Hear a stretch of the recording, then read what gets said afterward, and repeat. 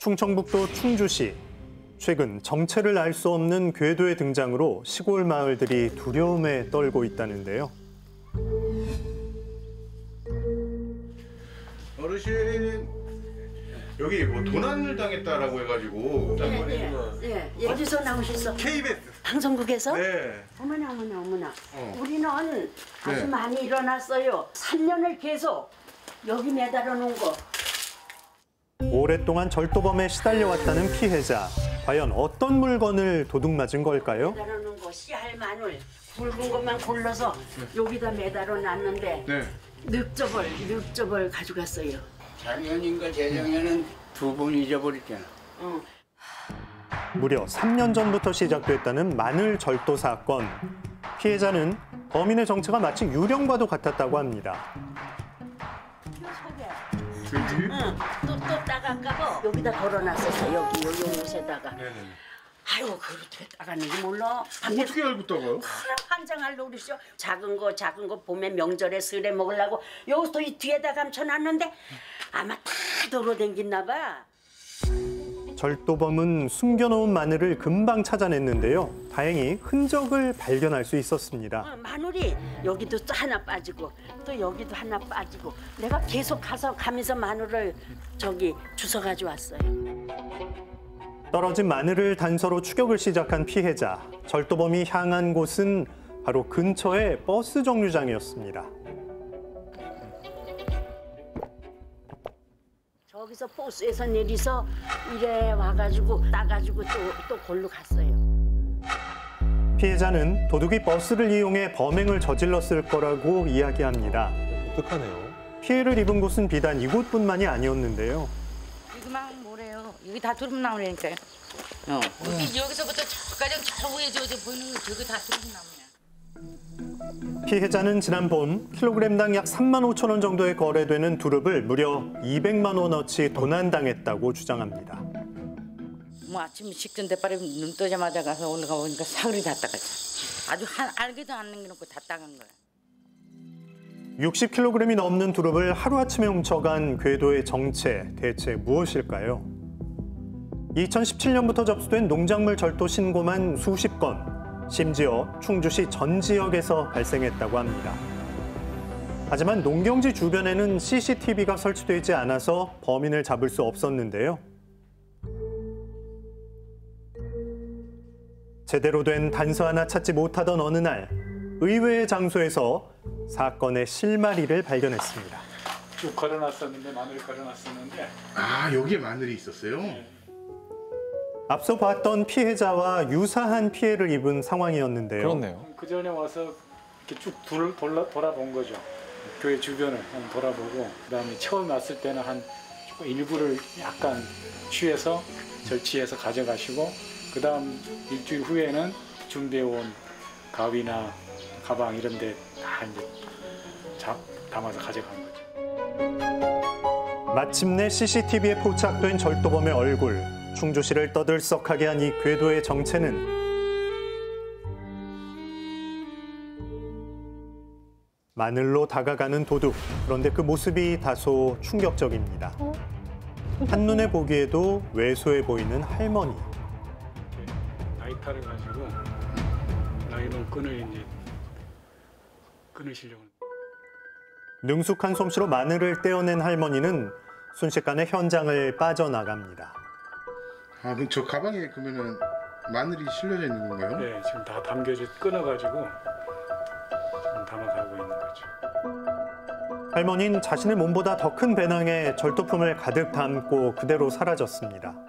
작정하고 온 걸 봐서는 주변에 이런 걸 노리고 다니는 절취하시는 분이구나를 알고 일부러 이제 신고를 한 거죠. 오랜 시간 동안 대범하게 농작물을 절도한 할머니. 제작진은 자세한 이야기를 듣기 위해 할머니를 검거한 경찰을 직접 만나봤습니다. 논이랑 들 이런 쪽에는 뭐 방범 시설이 없지 않습니까?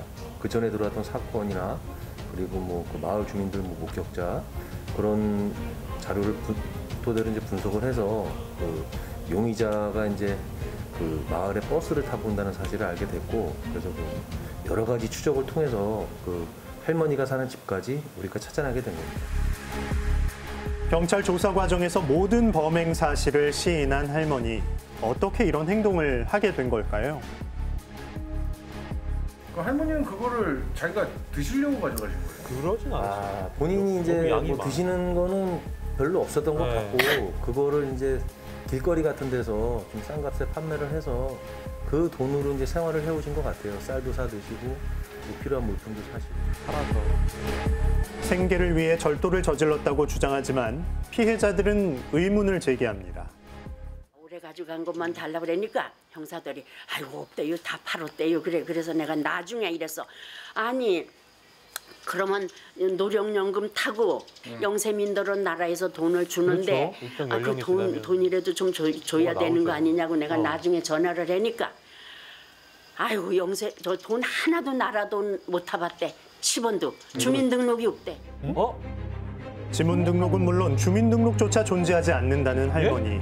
국민으로서 마땅히 누려야 할 복지와 혜택이 이 할머니에겐 해당되지 않았다고 잃어본 게 하는데요. 없으신 거고 그런 거야? 이 말이 사실이라면 할머니는 지금까지 어떤 삶을 살아온 걸까요? 그러면은 어디 살고 계시고 이거 아니, 등록 자체가 없습니다. 예? 그럴 수가 있어요? 지문 자체가? 네, 지문 자체가 없습니다. 호적이 없는 분들을 이름도 그러면은 말 등록이 안 그대로다가 돼 있- 무적자라고 어머나. 표현을 하고 있습니다.